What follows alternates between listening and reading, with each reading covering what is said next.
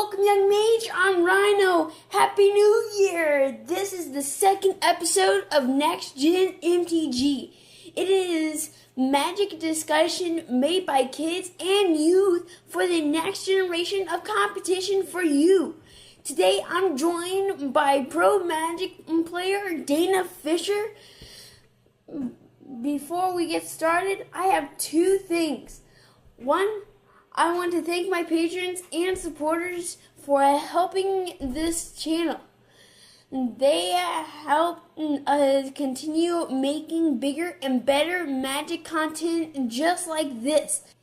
If you want to be part of the patron team helping the next generation of magic content, you can find that in the link below. And the second, I want to ask you to click that subscribe button and the notification bell so you don't miss the next episode. Now on to the topics. Today we will cover a few things.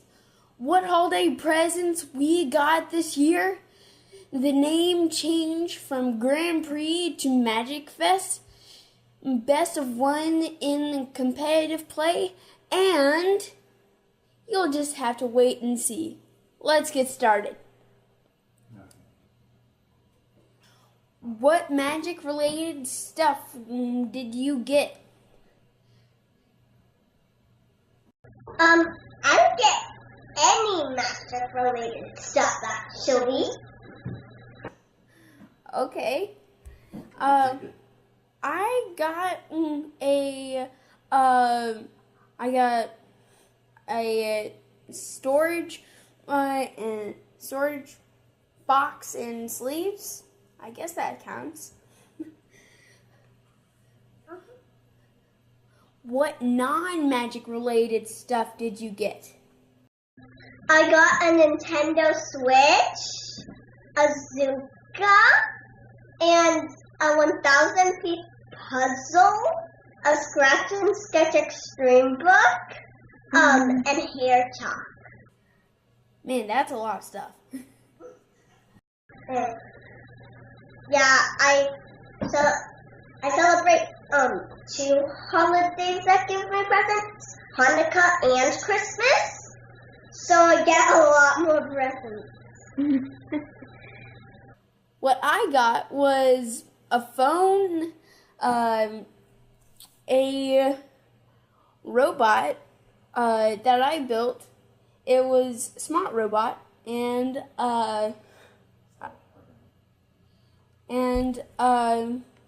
it's not programmed yet, but we'll do that later. And let's see. I can't think of anything else.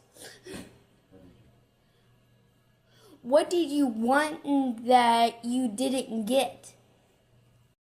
I wanted ice skates, and I wanted magic related stuff. Oh, okay. But the thing is that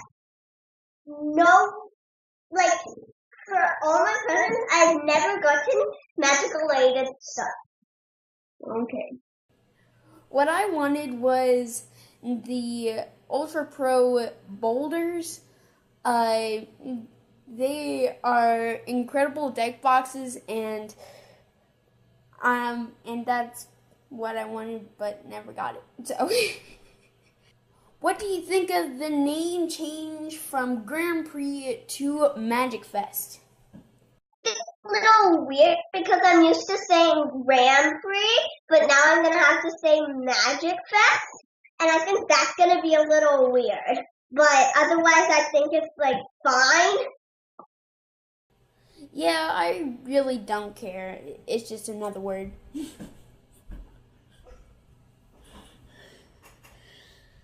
Is best of one a good measure for competitive play? It depends. If you're at a GP, then I think it would be better to have best of 3. But when you're playing arena, best of 1 is better because then you could just hop on and hop right off.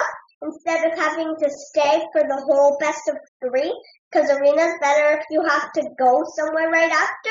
Where at a GP, you're not gonna just play a game and then leave. Where on arena you could do that.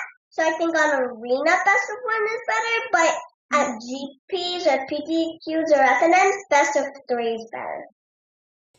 Okay, so what I think of it is if it was like at a Friday Night Magic, I think going best of 1, so that way the games go faster.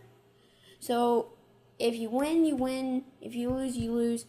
So that way sideboards don't really matter. And yeah, you can play with more people.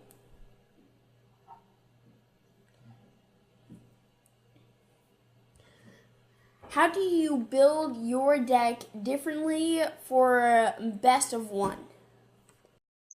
I think I build it differently where there's no dead cards in the meta in my main deck, because if it's a best of 1 and there's a dead card against the deck, then you won't be able to change it, where if there's no dead cards that you are playing in the meta, then you don't have to change them and you can just go all in without any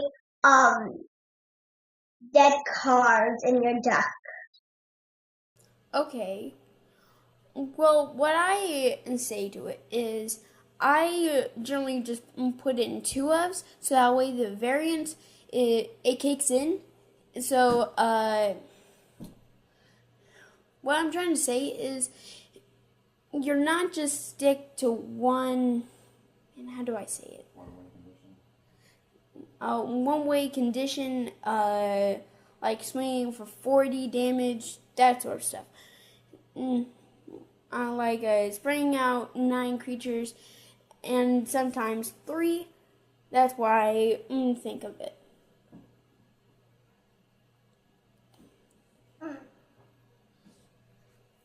Is sideboarding an important skill for competition? I think so, because sometimes you might just have dead cards, and if you're not sideboarding, you can't get rid of those dead cards. Or if there's a good card that could go in your deck, and you're not sideboarding, you can't play them, which means your deck won't be as good in competitive play. I don't really use sideboards. For one thing, I'm a brewer, so I just wing it. So, I just like the deck that I play. Are the best players the best drafters? I don't think so, because if they're like a pro player in constructed, draft is not constructed, which means they might not be a pro player at draft. Where if they're a pro player at draft, they're not always a pro player in constructed, because draft is a whole new thing other than constructed, so it doesn't always work that if they're a pro player in constructed, they're also a pro player in draft, or if they're a pro player in draft, they're not always a pro player in constructed. So it just depends. Yeah. So what I think is, I think that you're right, because if other companies sent them to decks, then they didn't build the deck.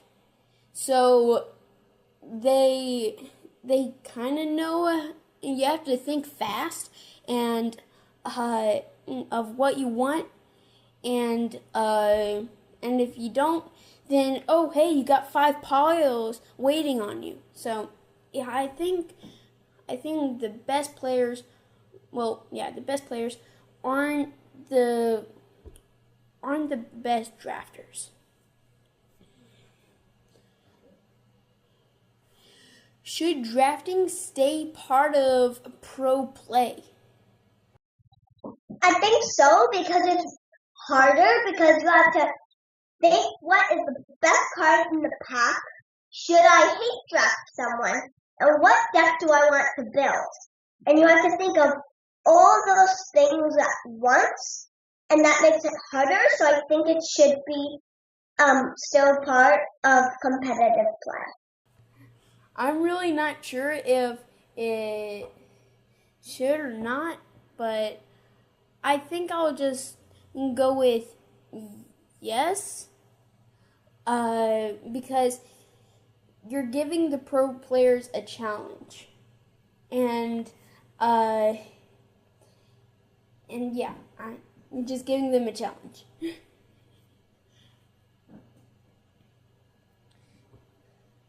That was a great show. I'd like to thank Dana for joining me today. But before you go, we need your help. How can we make this show better? What are some topics you would like to see discussed? Put them in the comments below. Also, if you can give us a thumbs up or a thumbs down, that would help us so much. So Dana, where can people find you?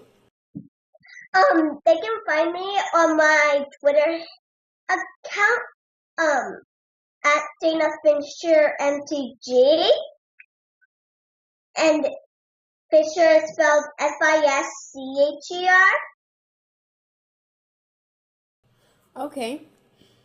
You can find me at MTG Young Mage on Twitter, Instagram, YouTube, and probably some other places. We have more videos coming out soon. So until then, Rhino and Dana are shoveled back into the library.